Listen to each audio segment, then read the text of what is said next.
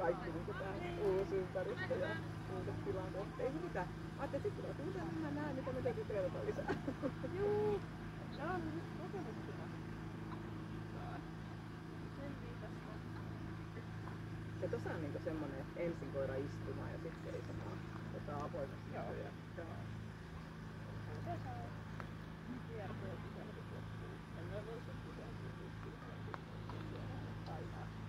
Niin. Eli kiertääkoireen tuli puhutaan pysähtyy, hengähätä. Niin. Okei. Aha, okei. Okei, no niin hyvä huomio. Että mulla voi just tulla tommonen joku hassu tommonen pieni juttu, kun ei ole ihan tiedä. Joo. Joo. Mitäs jos mä vahingossa kosketan mun koiraa, niin kun mennään? Tai näin. Ei se niinku kokonaan. Ei. Joo. Okei. Mitäs jos mun koira hypähtää mun käteen? Tai jotain. Joo, mutta ei mitään sellaista.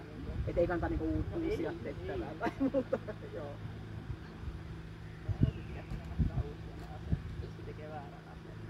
Niin, joo. Joo.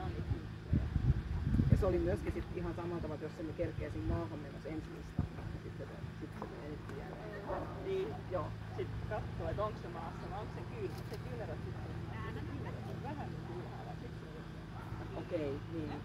Jos pystyy siihen katsoa, en tiedä. Niin, kyllä se aika hankalaa nähdä sitten. Joo.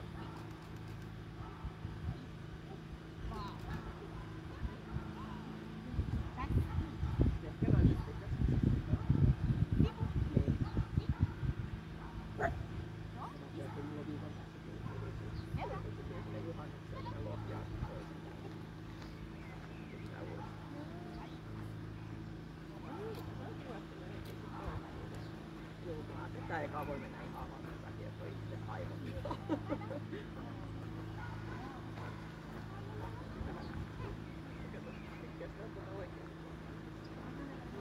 Onks tässä avoimessa vielä oikein? Se tulee vasta yleensä.